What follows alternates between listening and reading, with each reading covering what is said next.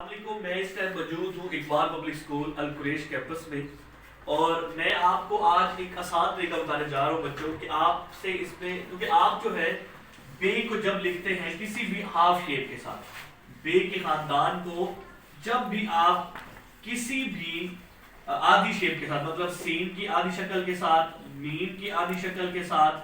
جیم کی آدھی شکل کے ساتھ اور سواد کی آدھی شکل کے ساتھ اور آئین کی آدھی شکل کے ساتھ لکھتے ہیں، اس کو غلط بناتے ہیں، کیونکہ یہ کامن ورڈز ہیں، یہ دو حرفی جوڑے آپ ہم زیادہ تر اس کو استعمال میں لاتے ہیں، تو آپ اس کا استعمال کرتے ہیں اس کو ان کے ساتھ جوڑنے کے لیے۔ میں آپ کو جوڑ کے بتا چلوں، آپ اس کو ایسے کر کے ایسے بناتے ہیں، یہ غلط ہے،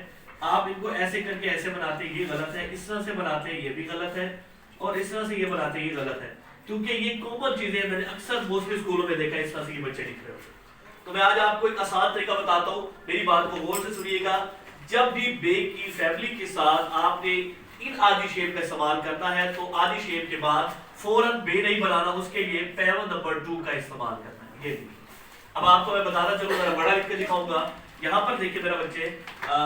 ہم نے یہاں پر بنایا میم کی آدھی شکل، جب ہم نے یہاں پر بنائی تو فوراً ہم لوگ یہ والا، کیونکہ آپ اس کی جگہ پر یہ بنا رہے ہوتے ہیں، یہ نہیں بنائیں گے تو آپ نے پہلے وی شیپ بنانی ہے، جسے پیون نمبر 2 کہتے ہیں، اور یہ دیکھو یہ ہمارا